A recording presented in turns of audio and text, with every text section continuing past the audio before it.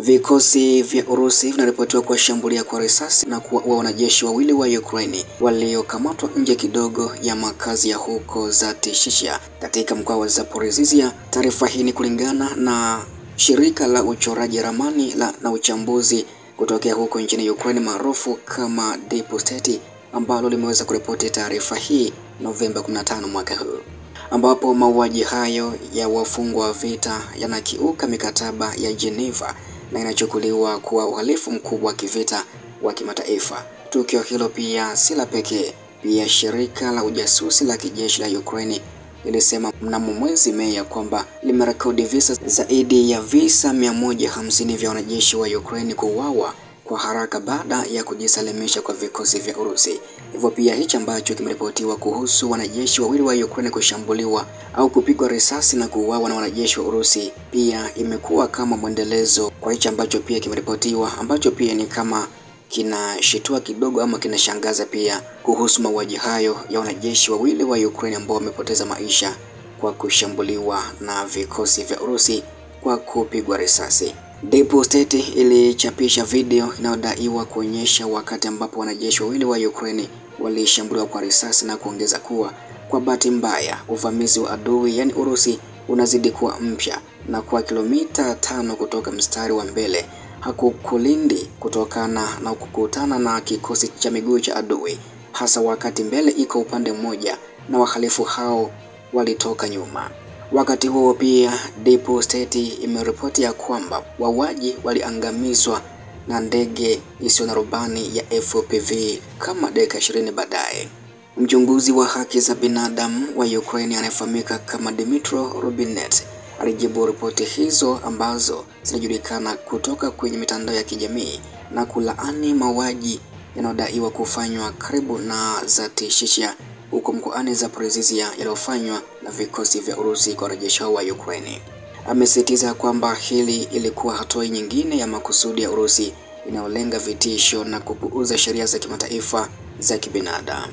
Mauaji kama hayo si matukio ya pekee, yanaonyesha tabia ya uhalifu ya kimfumo ya taifa mvamizi, Lubinetsi amesisitiza.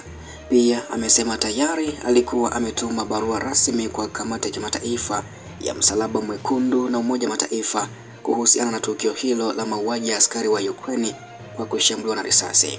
Tume huru ya kimataifa ya uchunguzi ya Umoja wa Mataifa kuhusu Ukraine ilithibitisha mnamo mwezi Mei mwaka huu idadi inaongezeka ya matukio ambapo vikosi vya Urusi viliwaua tena au kuwajeruhi wanajeshi wa Ukraine waliokuwa wakiwasalimisha au wakijisalimisha kwa vikosi hivyo.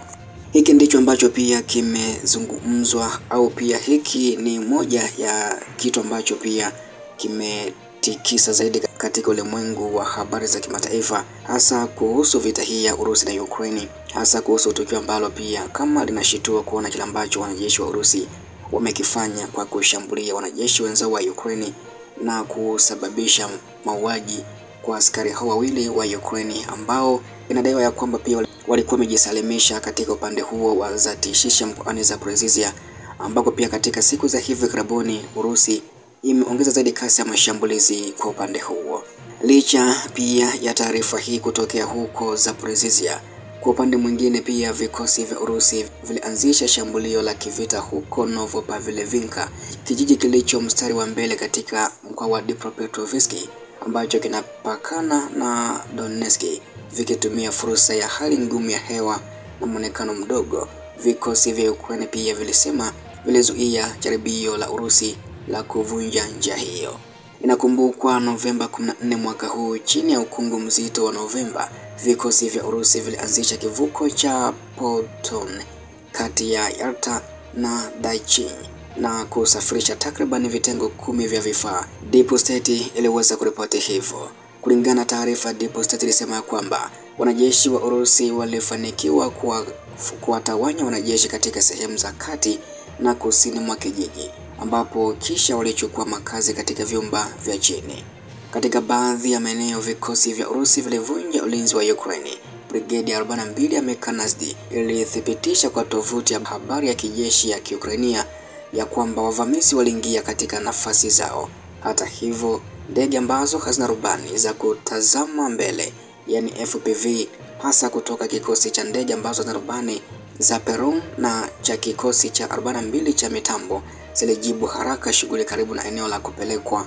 Taarifa hiyo ilisomeka hivyo. Kikosi cha 9 cha jeshi pia kiliweza kutoa video inayoonyesha uharibifu wa magari ya kivita ya Urusi wakati wa jaribio la kushambuliwa na vitengo vya kikosi cha 42 cha mitambo na kikosi cha 46 cha mitambo ya anga.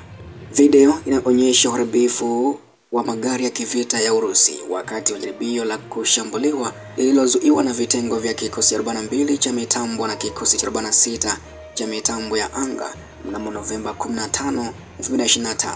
Shambulizi hilo lilisababisha hasara kubwa ya vifaa na wafanyakazi kwa adui. Mfululizo wa shughuli za kusafisha unaendelea. Hali iko chini ya udhibiti wa vikosi vya ulinzi, taarifa ilisema.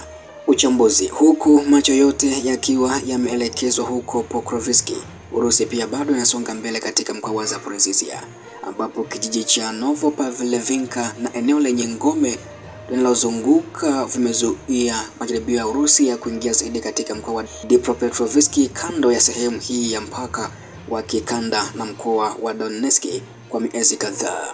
Lakini kadri ulinzi wa Ukraine wa mstari mzima wa mbele unavyozidi kuwa mgumu katika msimu wa mapigano wa vuli, vikosi vya Urusi vimekuwa vikisonga mbele vikisaidiwa na hali nzuri ya hewa, hasa kusini zaidi katika mkoa wa Zaporizhzhia Mashariki.